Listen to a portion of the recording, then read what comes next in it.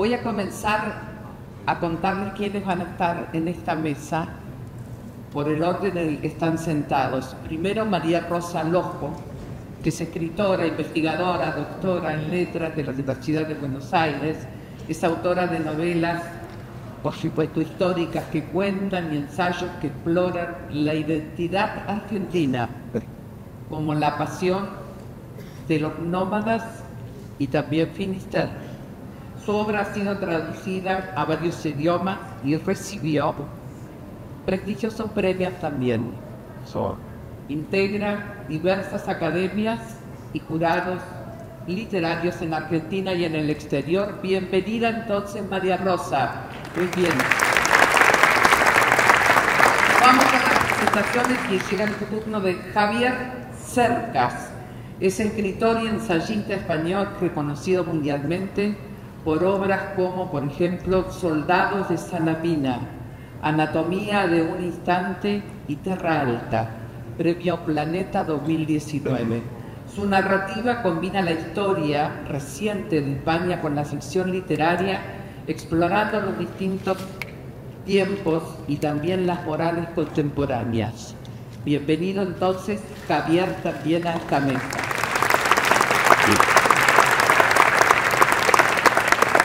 Llega el turno de la persona que nos convoca, que es Alejandro Weber. Alejandro, que nació en Buenos Aires y desde joven que mostró una profunda vocación literaria.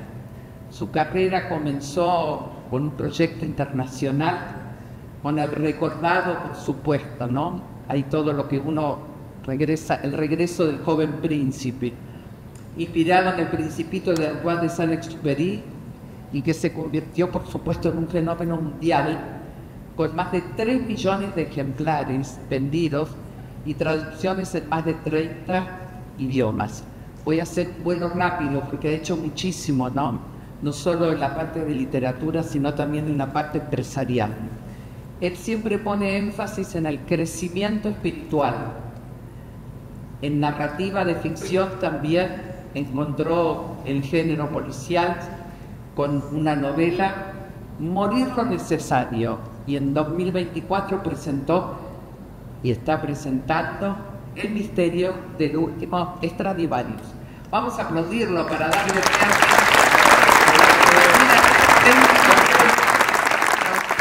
Además de su faceta literaria, Alejandro se ha destacado como productor audiovisual.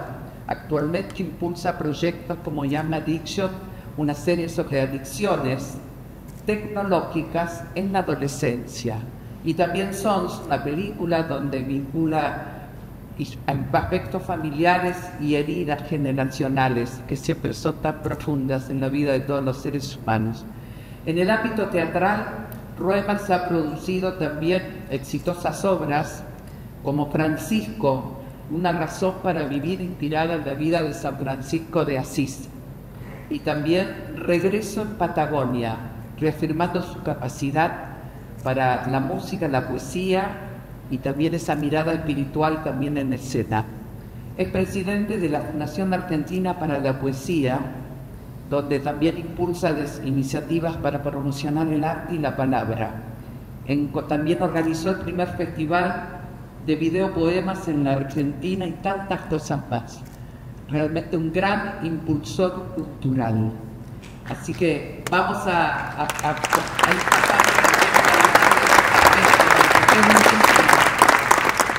participa como jurado también en un festival donde también los participantes deberán inspirarse en la obra de Alfonsina Storni. Será un año el 2025, de intensa actividad artística para Alejandro. En mayo fue invitado a cerrar la Feria Internacional de Poesía de Granada, donde presentará también El misterio del último Stradivarius, y también compartirá con el público algunos de sus poemas inéditos en el Palacio Rey Juan Carlos V, también allí donde es tan emblemático. El 11 de mayo va a asistir en Roma también a la Universidad San Antonio para participar en la presentación de una reinvención del Centro del Cántico de las Criaturas. Así que vamos a a disfrutarlo y por supuesto la mesa hablará ampliamente con él. Y ahora vamos a presentar a quien es la persona que va a liderar esta mesa, quien va también a su puesto. Vamos a encontrar la soga, ver, necesitar, de presentar, cambiar, un poquito, aquí estamos ahora sí. Llegamos contigo con las presentaciones para ser exacta, por supuesto. Claro que sí. Vamos a tener la posibilidad de escuchar, por supuesto, a grandes escritores y alguien que va a ser quien presida toda la mesa, toda la charla que vamos a tener. Así que bienvenidos y comenzamos a escucharlo. Gracias. Él es Raúl Tola, que es periodista y escritor peruano, estudió Derecho en la Pontificia Universidad Católica del Perú, pero desde joven se dedicó al periodismo. Entre sus obras recordamos La noche sin ventanas y Flores amarillas, y actualmente vive en Madrid y dirige la cátedra Mario Vargas Llosa también. Y hablando de Vargas Llosa, de Álvaro Vargas Llosa. Bienvenido, Álvaro, una figura escritor, periodista y analista. Así que vamos a comenzar a disfrutar, por supuesto, autor de ensayos como Rumbo a la Libertad y La llamada de la tribu. Ha sido distinguido, por supuesto, por muchísimos premios internacionales por su defensa de los valores democráticos y los derechos humanos. Es miembro también del Instituto Independiente y también colabora muchísimo en todos los temas que tienen que ver con un alcance social importante. Presentados, comenzamos a disfrutar. Adelante entonces con la mesa. Gracias. Muchas gracias. Y solo quiero complementar las presentaciones por Javier Moro. Así. Escritor de novela histórica, el premio Planeta, por en el 2011 por el Imperio soy yo, eres tú, y precisamente también ha presentado una novela muy exitosa, Nos quieren muertos, sobre el sufrimiento de los venezolanos. Yo me voy a limitar a dar pase a los distintos oradores para participar en esta mesa. Javier y también María Rosa han preparado análisis de la novela de Alejandro, pero en primer lugar darle la palabra a Álvaro para que es primeras impresiones. Bueno, muchas gracias, Raúl. Yo, por reverencia a la palabra escrita, voy a ser breve, porque creo que personas que se han tomado el trabajo de preparar un texto escrito merecen ser preponderantes en esta mesa. De modo que voy a hacer simplemente algunos comentarios muy breves. Antes que nada quiero recordar que hay un breve prólogo de mi padre. Es uno de los últimos textos que escribió. Es un texto que tuvo que editar, ya era difícil de escribir, pero lo hizo porque estaba motivado por la lectura de la novela, que lo inquietó enormemente. Él conocía a Alejandro, lo había visto no muchas veces, pero sí algunas. Nunca habían hablado de nada no fuera literatura, y él siempre me decía, no sé si se lo decía a él, pero decía: ¿cómo es posible que un hombre tan soñador, tan necerívata, que vive en las nubes literalmente, que despega de la tierra apenas usa dos palabras con él, haya sido capaz de manejar un imperio empresarial tan importante durante tantas décadas? Bueno, y ese es otro misterio, Alejandro, que algún día tendrás que volcar. Esta es una novela magnífica, que tiene un ilustre abolengo del que yo no sé si Alejandro es demasiado consciente. En el siglo XVIII en Inglaterra hubo un género literario muy interesante que tenía como protagonistas a seres inanimados, no personas sino seres inanimados. Se le llamó de distintas formas: novela de circulación, circulation novel, también literatura de objetos, object narrative, en fin. Pero básicamente tenía que ver con que el protagonismo, el protagonismo de la narración lo tenían seres inanimados. Por ejemplo, hay una famosa novela que tiene a un billete de banco como protagonista de toda la novela de Thomas Bridges. Hay otra novela que está narrada por Hato, que es una novela de Tobias Smollett, si no mal no recuerdo. Y también hay novelas que tienen a violines como protagonistas, como la tiene esta en el siglo XIX, Faulkner, no Faulkner, sino Faulkner. También es una novela que tuvo a un violín como protagonista. De modo que hay una ilustre tradición de novelas que tienen como protagonistas a seres inanimados, que no por ello dejan de ser menos apasionantes y menos fascinantes. Y esta novela pertenece, creo yo, se inscribe, creo yo, dentro de esa tradición, lo cual no significa que no haya también personajes animados. Hay magníficos personajes históricos, personajes como Verdi, por ejemplo, personajes novelescos, míticos como Casanova. Hay personajes maravillosos. Felicita, una monja en un convento a la que sorprenden las fuerzas napoleónicas. Está el jefe del campo de concentración en Trieste, el Haydn, si mal no recuerdo. En fin, hay muchísimos personajes. Hay un caleidoscopio maravilloso, entusiasmante de personajes, pero el gran personaje es un violín, cuya itinerancia es desde el comienzo del siglo XVIII hasta, la vecindad de nuestros días.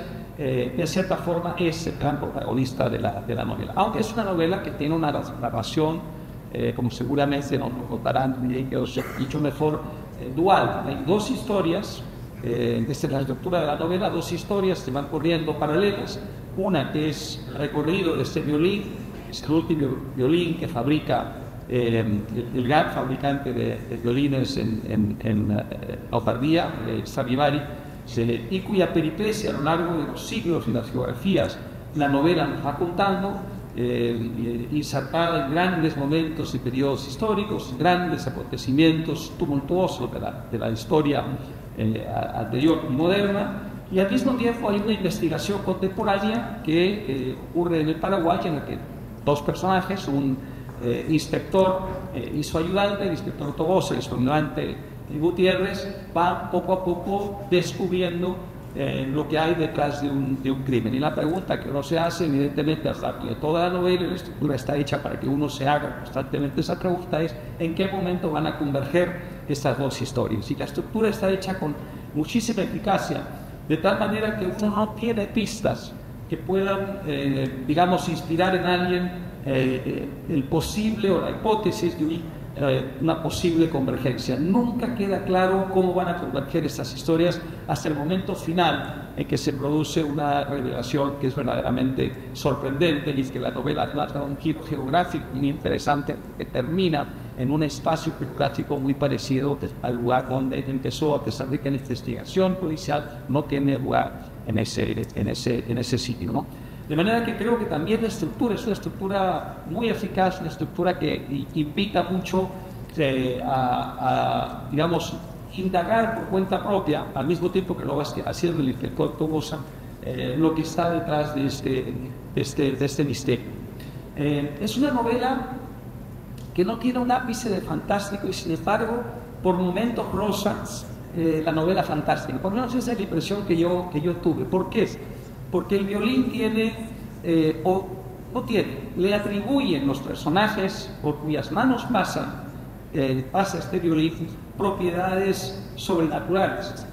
Muchos de estos personajes viven situaciones excesivas, situaciones extremas, situaciones de mucho peligro, de las cuales terminan saliendo, no se sabe cómo exactamente, incólumes. Y esos personajes atribuyen al violín el haber logrado sobreponerse, superar estos retos y estos desafíos. La perspectiva del lector, por supuesto, puede ser esa también. Este violín tiene propiedades sobrenaturales que ayudan a los personajes a sobrevivir en situaciones extremas, o no. O podemos ver con escepticismo esta mitología que crean los propios personajes y decir que en realidad le están atribuyendo a este violín propiedades que nada tienen que ver con el propio violín, sino con el azar, con la casualidad, con esas cosas que también mueven la historia. Esa ambigüedad me pareció también uno de los elementos fascinantes de de la novela. No me quiero extender más porque hay personas con más autoridad que yo que han preparado, o sea, como han trabajado de preparar textos escritos, pero quería simplemente comunicarles a ustedes que es una novela magnífica, es una novela entretenida, es una novela ingeniosa, es una novela inteligente y es una novela con un gran personaje inanimado, pero con muchos personajes animados, y es una novela que está escrita, yo creo, con un sentido de tradición de novela de circulación o de novela de objeto que le da a ese género, a esa tradición, una actualidad que había perdido, porque esto ya estaba fuera de moda. De manera que por todas estas razones, querido Alejandro, te felicito. Has hecho una magnífica novela.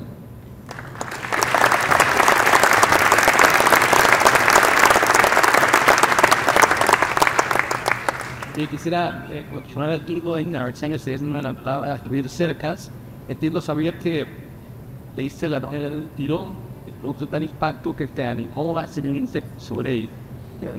Sí, buenas tardes.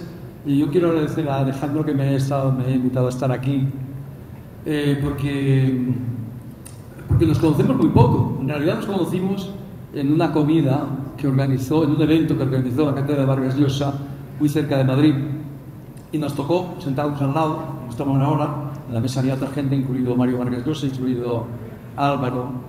Y bueno, yo empecé a hablar con esta persona que me había presentado, no conocía absolutamente de nada, y hablamos de eso, de literatura, de cine y tal. Y en un determinado momento me dijo,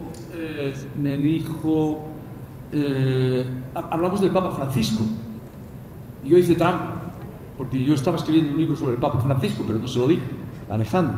Lo que sí recuerdo es que en un determinado momento me dijo, ¿sabe, Javier? Yo le dije al Papa Francisco, pero usted dice que su iglesia es la iglesia de los pobres. Y entonces lo rico que hacemos. Y en ese momento me di cuenta de un rasgo fundamental de Alejandro. Bueno, me di cuenta de que podía entender muy bien con esa persona, porque tenía un gran sentido del humor. Y ese es un rasgo de su personalidad, pero también es un rasgo de este libro. O sea, a mí me gusta particularmente, porque a mí se me hace, primero porque considero que el sentido del humor es la cosa más seria que existe, y después porque me parece que es difícil imaginar buenas novelas, y esta lo es, sin sentido de humor. Yo estoy de acuerdo con lo que ha dicho Álvaro. Yo he leído esta novela de un tirón, en apenas 2 tardes, y creo que esa es su principal virtud. Las novelas tienen que arrastrarnos, ¿verdad? Tienen que llevarnos por delante, y es lo que hace esta novela, no puedes parar de leerla. Creo que es la principal virtud de una novela y es lo que consigue.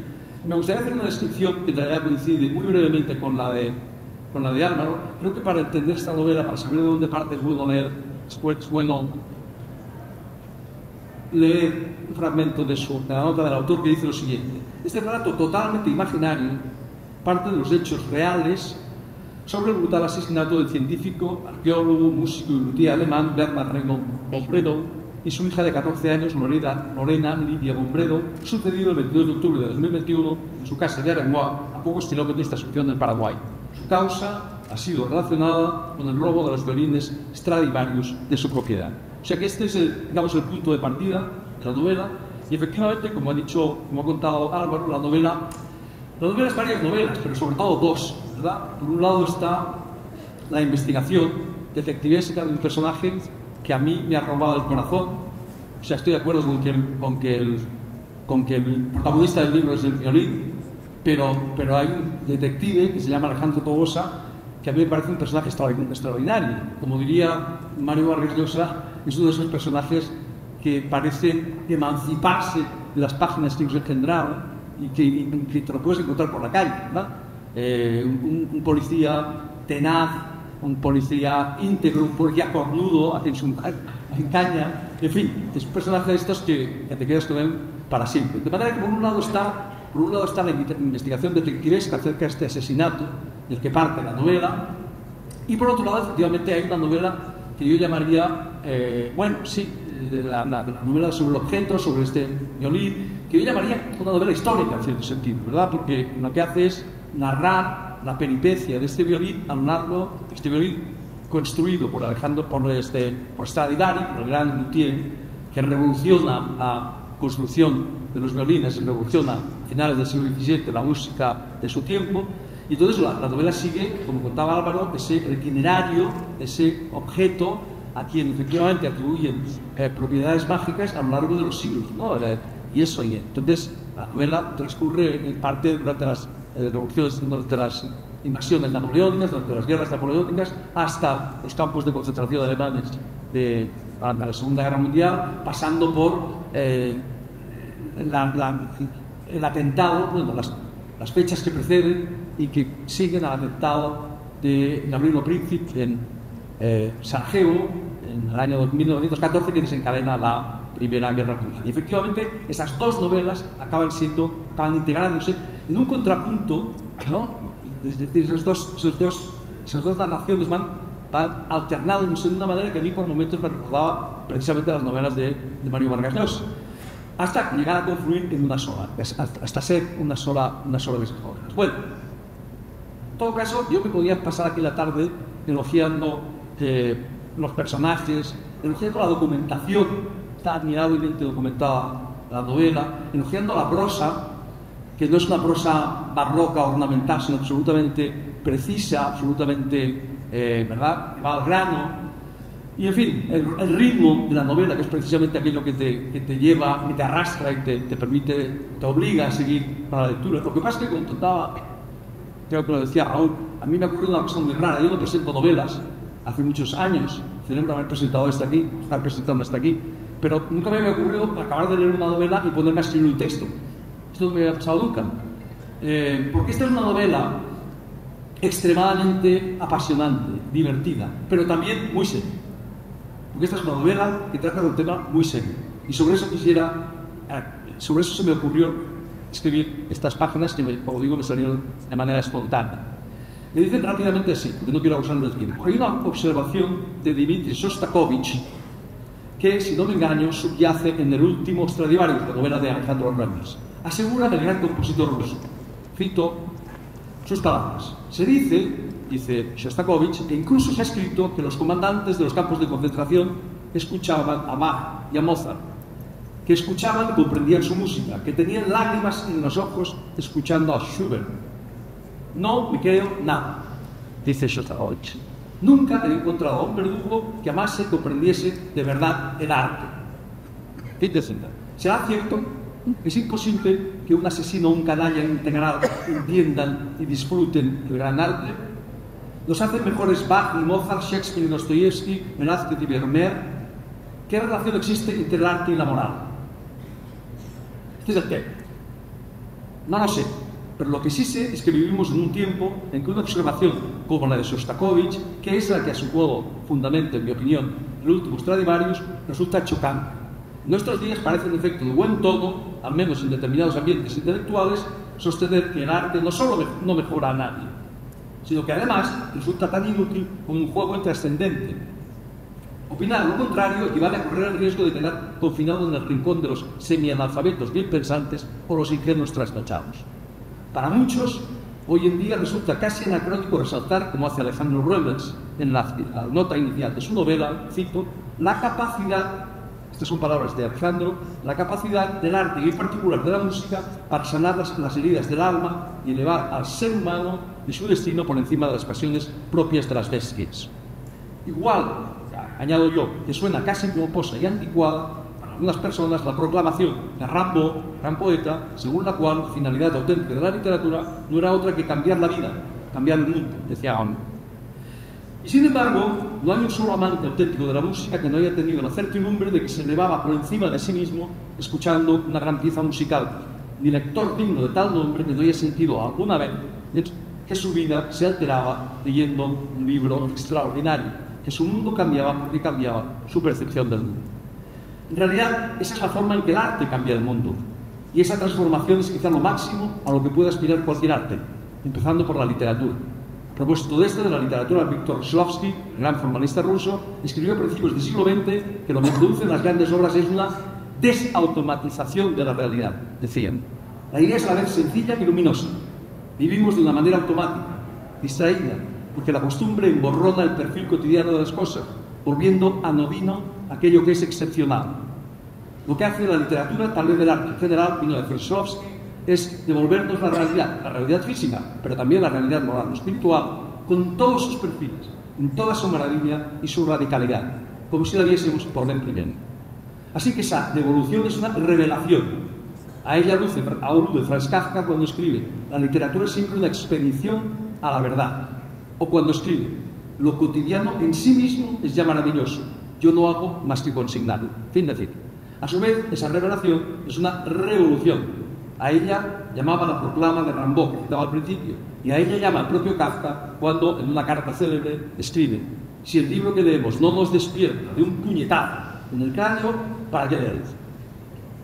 Pero vuelvo a la pregunta inicial: ¿puede un canalla integral disfrutar de Mozart y seguir siendo un canalla? ¿Cambia nuestra vida el arte? ¿Nos hace mejores? Recuerdo en los episodios del último Stradivarius.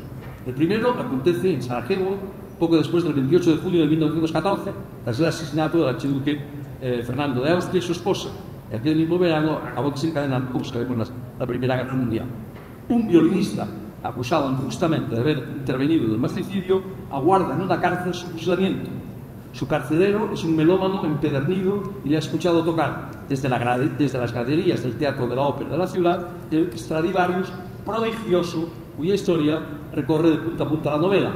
Y esa música le ha descubierto, afirma, cito a Alejandro, una dimensión paralela hecha de belleza y placer. Y añade: nadie que sea capaz de producir semejante fenómeno puede haber intervenido en un crimen como el que acabó con las vidas del archiduque Franz Ferdinand y la duquesa Schotek. Eso dice el carcelero, y a continuación se juega el todo por el todo en la vida para intentar liberar al músico inocente. El segundo episodio ocurre mucho más adelante. En esta ocasión el protagonista es el comisario Alejandro Tobosa, a su vez protagonista memorable de la novela, este señor que me robó mi corazón, acorralado por dos policías penales, un superior y un subordinado. Este funcionario íntegro está a punto de entregarles el codiciado Stradivarius que recorre la novela, lo que le permitiría a él recuperar la normalidad perdida tras el asesinato inicial de la novela, recuperar su trabajo y tal vez incluso a su mujer. En el último momento, sin embargo, cuando ya está a punto de rendirse a la fatalidad, de ceder, el comisario escucha una música sobrenatural, la quinta sinfonía en do menor de Beethoven, y rebelándose contra su propia debilidad, se niega valerosamente a satisfacer las exigencias de los corruptos y entregables al violín. Lo repito: cambia nuestra vida el arte auténtico, nos vuelve mejores, menos pusilánimes y más íntegros, como parecen insinuar los dos episodios de la novela que acabo de evocar, nos eleva el arte por encima de nosotros mismos. Es Alejandro Reumers un optimista compulsivo, y de ahí también el esperanzado final de la novela, que no voy a revelar. Permítanme alegar un ejemplo cinematográfico, y voy acabando yo. Todos ustedes recuerdan la polémica que suscitó el estreno de El hundimiento, película de Oliver Hirschbiegel que evoca los últimos días de Hitler y que, según sus detractores, incurría en la infamia revisionista de presentar a un Hitler humano, un Hitler peligrosamente blanqueado, rescatado de su monstruosidad, capaz de afecto e incluso de suscitar compasión. Por supuesto, se trataba de una polémica absurda. El problema real, el auténtico problema, es precisamente que Hitler era humano, que todo indica que fue capaz de querer a Eva Braun, de tratar bien a su perrita Blondie y de ser muy educado con su secretaria, Traut Junge, quien hasta el último de sus días os recordó con cariño. Ahí está el problema. Si Hitler no hubiera sido humano, si hubiera sido un alienígena llegado a la Tierra en una nave espacial, como por caso, no habría ningún problema, o el problema que habría sido de una índole muy distinta. Pero la cuestión es que Hitler era un hombre de carne y hueso, tan humano como ustedes y como yo. Y decir que era un monstruo es decir la verdad, desde luego, pero también es decir una verdad escasa o parcial. Como a los nazis aterradores de que hablaba Shostakovich y a los que pueblan el último Stradivarius, a Hitler hay que intentar comprenderlo. Hay que hacer lo posible por meterse en su piel y entender cómo consiguió fascinar no solo al país tal vez más civilizado de la Tierra, arrastrándolo con su odio a la guerra y el genocidio, sino también, a menudo lo olvidamos, a media humanidad. Casi sobra añadir que, por lo menos en este contexto, entender es lo contrario de justificar. Tout comprendre, c'est tout pardonner. reza un famoso dicho francés: comprenderlo todo es perdonarlo todo. Bueno, pues no estoy de acuerdo. Yo propongo que los franceses borren esa frase de Fulego, de comprenderlo todo es, si acaso, darnos los instrumentos para poder evitar lo peor y aspirar a lo mejor.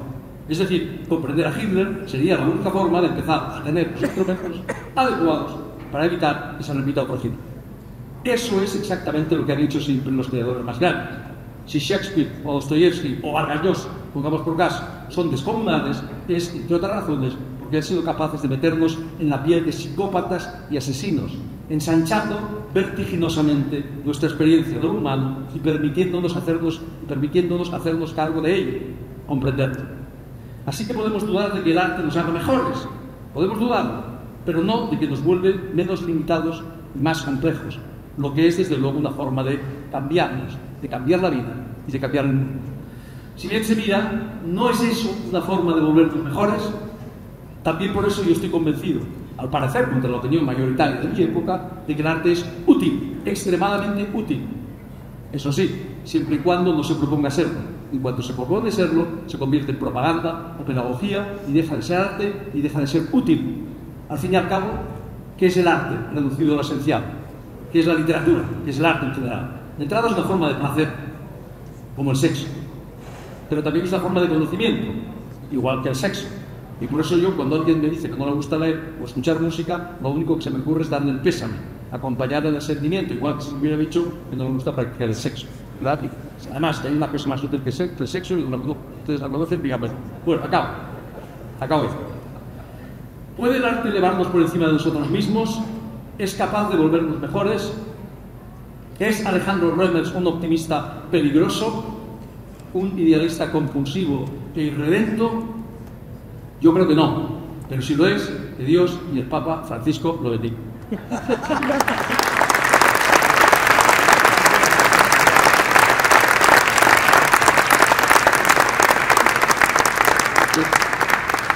Claro que El misterio del último Stradivarius es una novela que cuenta dos historias, una historia policial y también es una novela histórica, y por eso yo creo que es estupendo, magnífico contar con uno de los grandes novelistas históricos de nuestra lengua, Rimón, que tiene un texto, las impresiones alrededor de la novela. Muchas gracias, Raúl, por tus palabras. Muchas gracias por haberme invitado a presentar. Es un honor para mí de presentar aquí novela de campo. Nos conocimos hace unos años en Ibiza, ¿recuerdas? Hemos ido el mismo día. Pues hemos sobrevivido a la Virgen de verte unas cosas. Yo tengo encima de mí y mamá se llamaba Metálicos. ¿Qué cuenta? Y yo, se ha hablado mucho ya de libros, he hecho muchas cosas.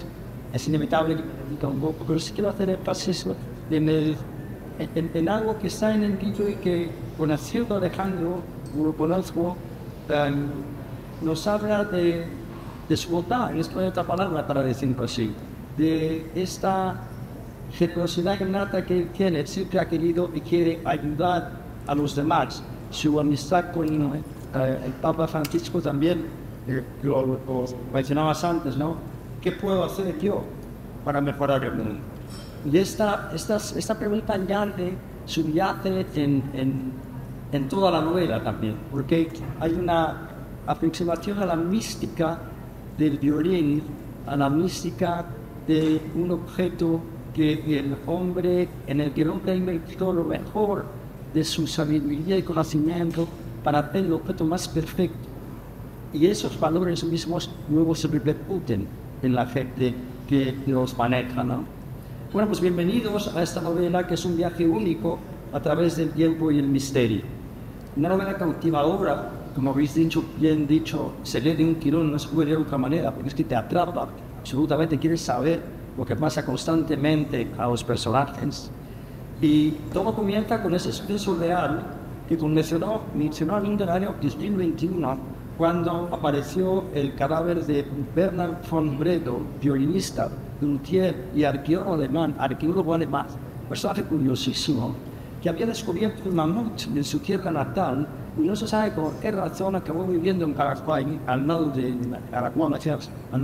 Asunción del Paraguay, muerto con signos de toxina, un disparo en la nuca. Encima había tratado también a su hija de 14 años, Lorena, en su casa en las afueras de Suecia.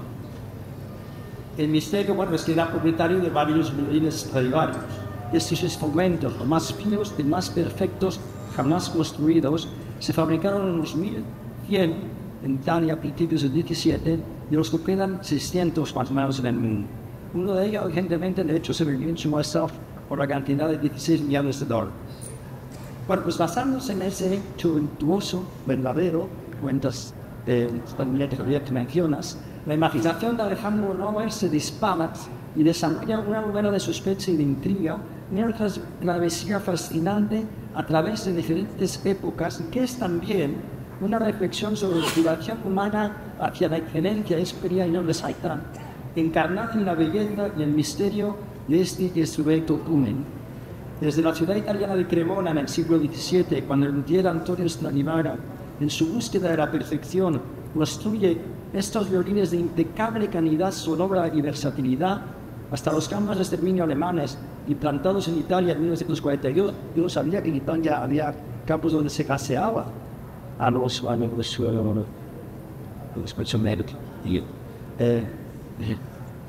Pasando por las invasiones napoleónicas, la implosión del imperio austrohúngaro, los nacionalismos de la Primera Guerra Mundial, las epidemias de cólera y peste, desfilan por la novela personajes como Casanova, Verdi, Mussolini, parece que tocaba el violín también, en escenarios donde el autor desentraña secretos y revela pistas que nos llevarán a descubrir el verdadero culpable.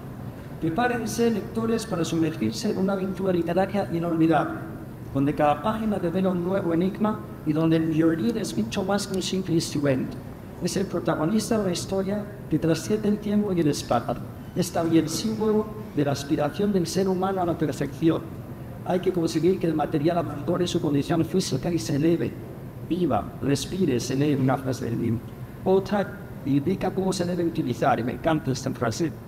Hay que degustarlo cerca del corazón y acariciarlo para hacerlo cantar. Y Sorbaciana, en la Venecia del siglo XVII, que pregunta: ¿de dónde sale ese violín capaz de emitir tonalidades inconcebibles que son captadas no por el oído humano, sino por el alma?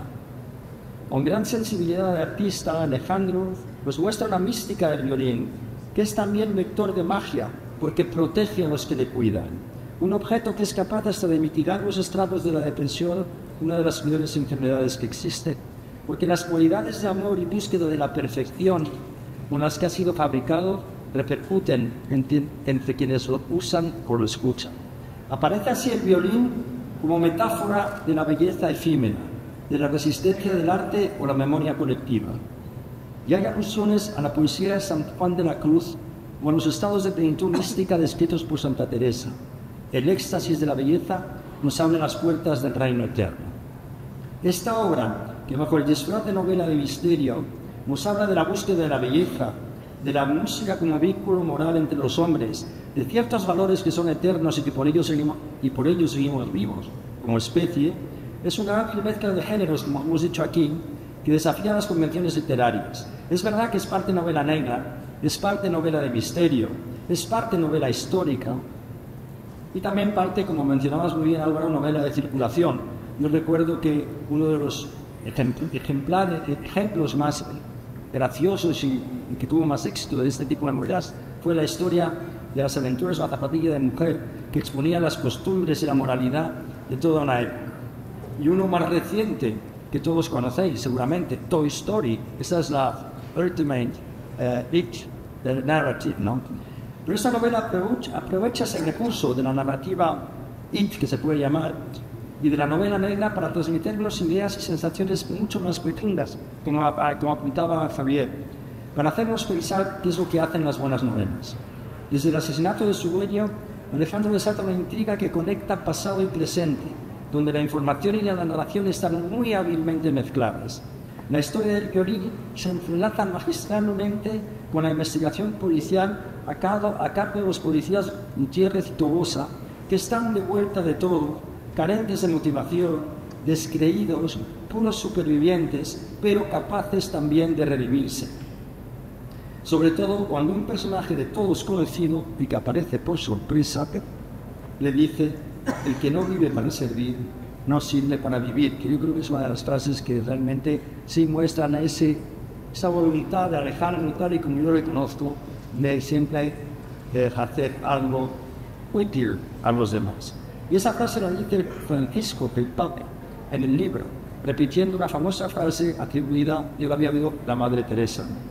Y al final la historia culmina en un desenlace donde ambas tramas convergen, que ya no podemos seguir hablando sin hacer spoiler, por supuesto, desvelando la verdad detrás del asesinato y el destino de este violín, símbolo del arte, de la memoria histórica y de lo mejor del ser humano. Muchas gracias por quererme.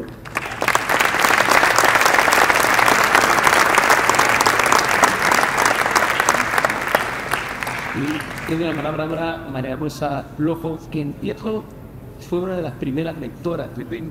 Sí, lo leí cuando aún no estaba publicado. Fue realmente un placer y me ocurrió, tal como lo cuenta Javier Cercas, que no lo pude dejar. Es un libro que leí sin interrupciones. Bueno, yo tengo en esta mesa tan hermosa el papel más ingrato que es terminar después de que todos hablaron. Es un verdadero desafío. Tantas cosas se han dicho por parte de colegas muy brillantes y muy agudos que a mí no me queda casi nada. Vamos a ver qué es lo que puedo agregar.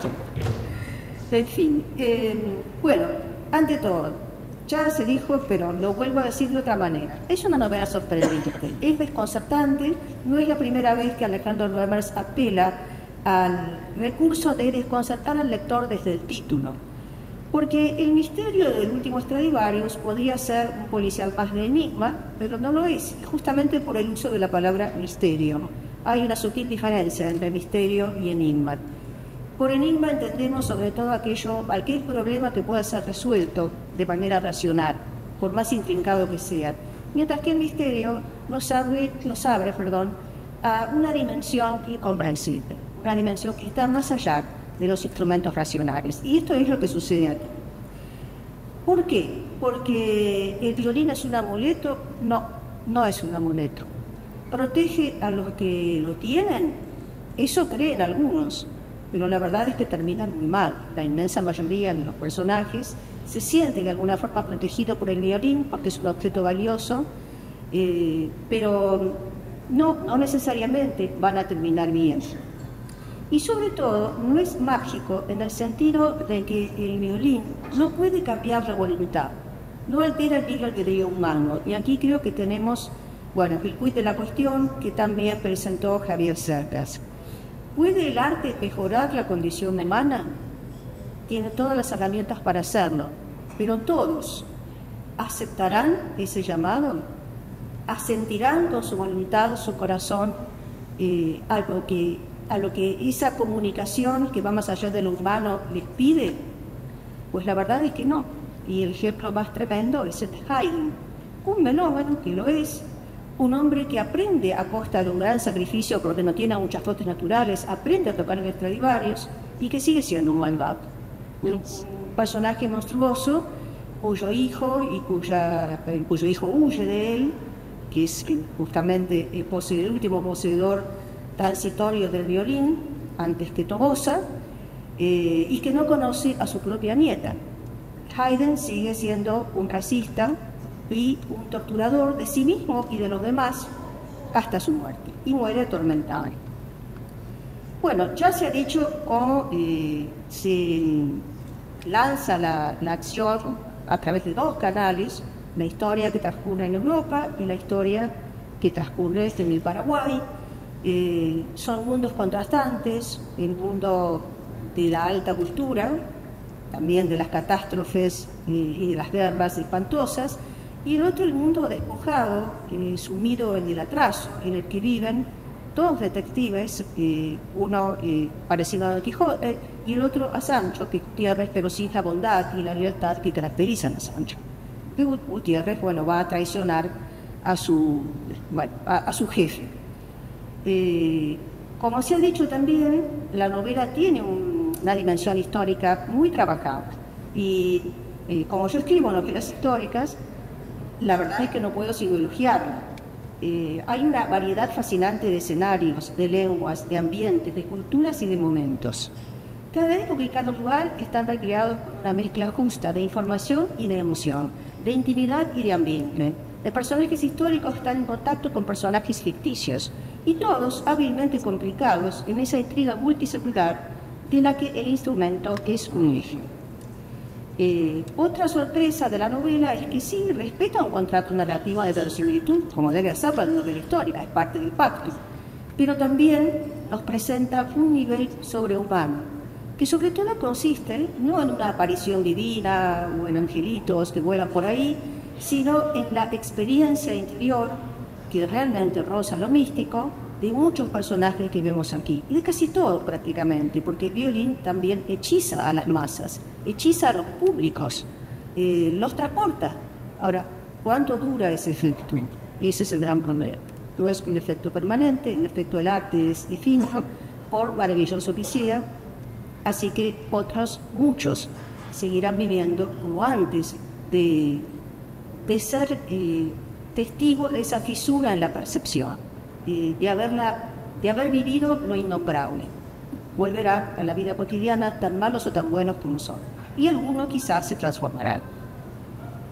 Es un relato donde no faltan el amor en sus diversas modalidades, la amistad perdurable, la fe, la compasión, la abnegación y tampoco la crueldad extrema y la tragedia. Bueno, Tobosa a mí también me robó el corazón. Es un personaje realmente entrañable, con quien los lectores nos identificamos, lo compadecemos, sufrimos con él realmente. Y creo que es un hombre sin educación general, tiene una preparación muy escasa, mayor que la de Gutiérrez, que además no tiene sensibilidad. Tobosa sí la tiene, pero no tiene preparación. Y tampoco tiene educación musical. Sin embargo, cae absolutamente bajo el hechizo de esa belleza, la que la escucha en los cuartetos de Beethoven, la que en esos violines prodigiosos pueden producir. Por eso es que con un coraje extraordinario, a pesar de que sabe que se le va en ello la vida, no ya solo su trabajo, sino la vida misma, porque está severamente amenazado, pese a todo, se mantiene firme en su primera decisión de poner a buen recaudo el violín. Sí. El gran luthier, Antonio Stradivari, ha logrado plenamente el objetivo que se propuso al crear, cito la novela, una obra capaz de hacer magia, de producir una música que se eleve al cielo, inunde todo de belleza y obre el milagro de hacer desaparecer el mal, o al menos de hacernos olvidar por un momento que existe. Sin embargo, este violín mágico, en ese sentido, es un objeto de deseo y de codicia continuas, rodeado de mal. El roban y vendido, por los mismos que lo tendrían que haber atesorado y salvaguardado. Cae en manos de brutales depredadores, aunque también es regalado con generosidad a quienes son capaces de extraer de él la belleza suprema. Y el más generoso de todos es el Tobosa, que se desprende completamente del violín, que tampoco se lo regala a alguien que él conoce, como podría ser en otros casos, de un marido a una mujer, de una mujer a un marido, de un tío a una sobrina, de un padre a un hijo. No, Tobosa no tiene ningún vínculo. Y sin embargo, en una actitud que realmente hasta cierto punto lo santifica, lo hace. Hace lo que nadie quizá hubiera hecho en su lugar. Esta novela tiene, además, dentro de sí, una extensa parte, que es como un cuarto del libro, que pertenece al ámbito de la llamada literatura concentracionaria y también literatura del Holocausto. Esa literatura que a partir del testimonio directo de las víctimas o, como en este caso, de la ficcionalización verosímil, evoca la supervivencia en los campos de exterminio. Nos encontramos a los padecimientos tremendos que suelen ocurrir en estos lugares, al desgaste moral y mental de los prisioneros, aterrorizados no solo ante la sevicia cotidiana, sino ante la perspectiva inmediata de concluir en los hornos crematorios. Pero tiene dos factores peculiares que la diferencian de mucha narrativa del género e incluso de uno de sus relatos más célebres, que es el de Primo Levi. Primo Levi, como sabemos, llega a describir de manera imborrable la forma en que los mismos prisioneros se vuelven despiadados unos con otros con tal de sobrevivir. Sin embargo, aquí no ocurre eso. Aquí hay dos reclusos, el guionista Michele Stefanoni y el más joven Ernst Beckstein, entre los cuales se establece una amistad inquebrantable, una solidaridad que va a perdurar más allá de la muerte a manos de su verdugo, de Stefanoni, y que va a permitir justamente el rescate final del violín y sobre todo el rescate final del pobre Tobosa, al quien ya creíamos totalmente sacrificado. Hay un giro que nadie se imagina, realmente es un acto de gran destreza de la novela, que nos reconcilia un poco con esta historia terrible. Es una historia muy dura la que la novela cuenta, con algunos momentos de éxtasis, como la relación que tiene Sor Felicitas, la monja, con el violín y que la salva de caer en el abismo de la depresión más terrible. Bueno, con la novela aprendemos no solamente historia europea, sino nos asomamos un poco a la historia de Sudamérica y en particular a experimentos, como el extraño experimento que hubo en Paraguay, en Nueva Germania. Resultó muy interesante esa parte del relato, que no es un experimento nazi, sino más bien nazi, y es un fracaso. Eso también es muy consolador saber de que ese experimento forjado por la hermana del gran filósofo Nietzsche, Elizabeth Nietzsche, y el ideólogo Bernhard Thurston, su esposo, bueno, no sirvió para nada, afortunadamente, porque los habitantes actuales no practican ninguna forma de vida racista. Se hablan el alemán, el guaraní y el español, hay libertad religiosa y matrimonios mestizos. Así que bueno, para los lectores que no son sudamericanos como nosotros, este libro también va a dar un pantallazo sobre los efectos y las secuelas de las guerras europeas y la vida en muchos países de nuestra geografía, que sigue siendo una vida muy dura.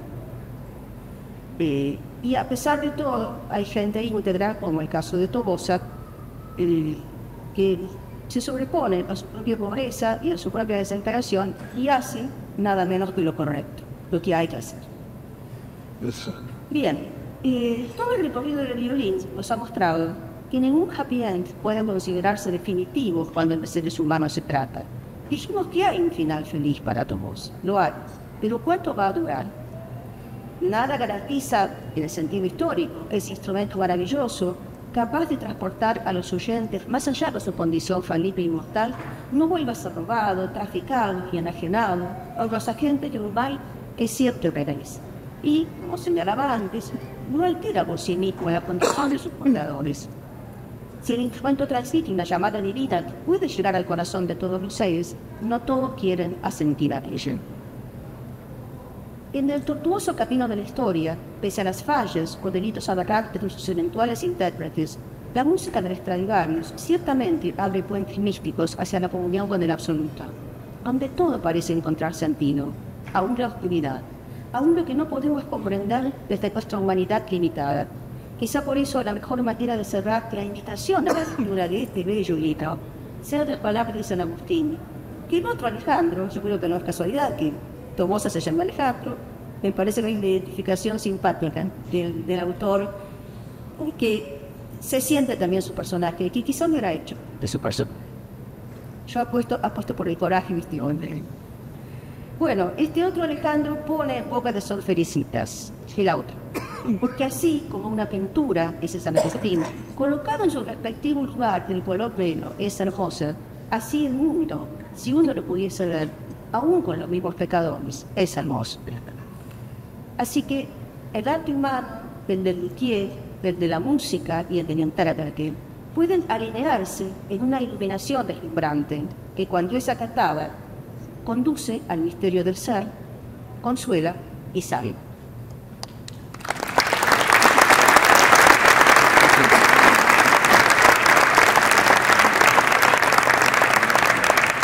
Para cerrar esta presentación, con broche de oro, palabras del autor del misterio del último Stradivarius, Alejandro Rubens.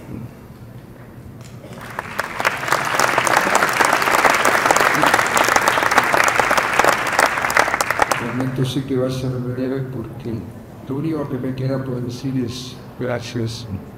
Gracias a todos ustedes que vinieron hoy, los que me acompañan acá en la mesa y tuvieron la voluntad de leer mi capítulo publicado todavía, que me han leído, enviado, no sé, si podía leer en el teléfono, en una tableta o en papel impreso,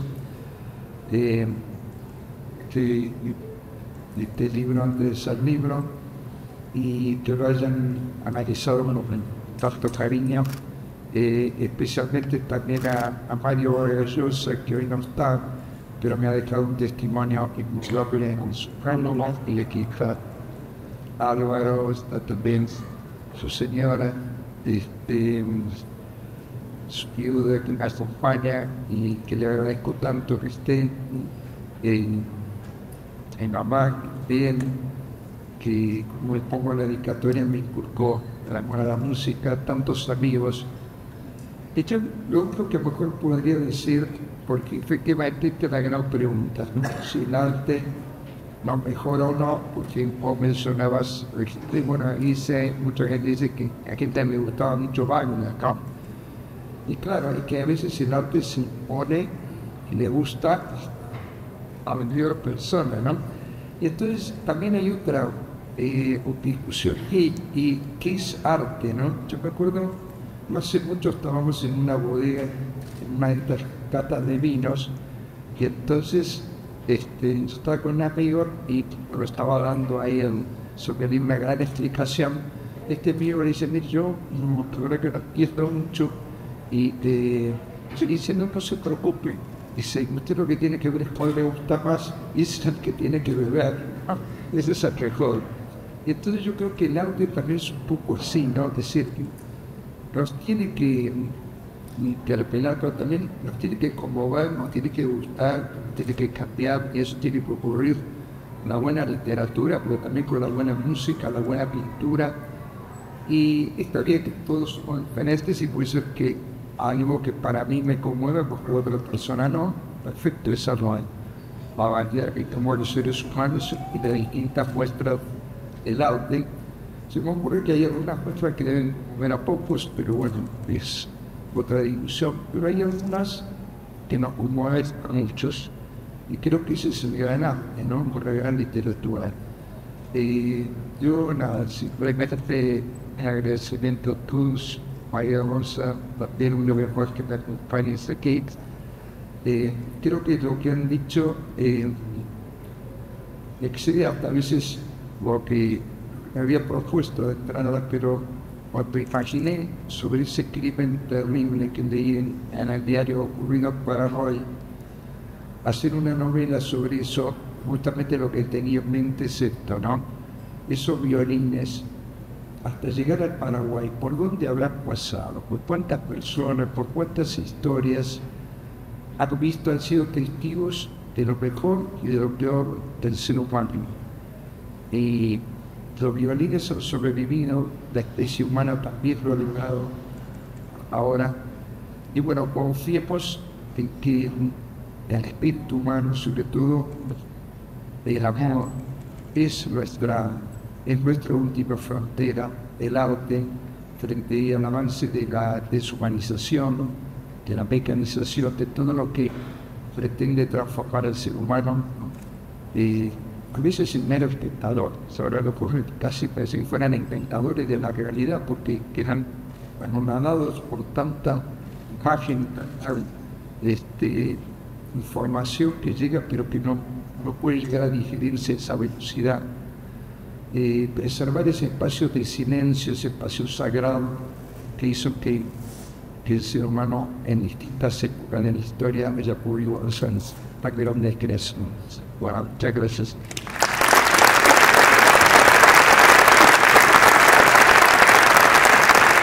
Muchísimas gracias a la distinguida mesa que nos está acompañando, y ahora, por supuesto, el autor va a firmar ejemplares aquí a mi derecha. Y ahora creo que también hay un saludo especial que va a ser Alejandro, a quienes están acompañándonos. Así que a cada uno de ustedes muchísimas gracias, a disfrutar, porque el libro es absolutamente apasionante, es fantástico realmente. Alejandro, aquí tenés unas flores para desplegar. No soy muy talentoso, Alejandro, muy talentoso. y muy encantador y muy generoso. Así que ayer me sentía pésimo, pero hoy estoy fantástica porque estoy frente a ustedes y son todos talentosos, ingeniosos, graciosos, cultos. Un placer estar aquí. Realmente para una actriz y una conductora estar en este ámbito tan elevado es un lujo. Así que me siento una mujer.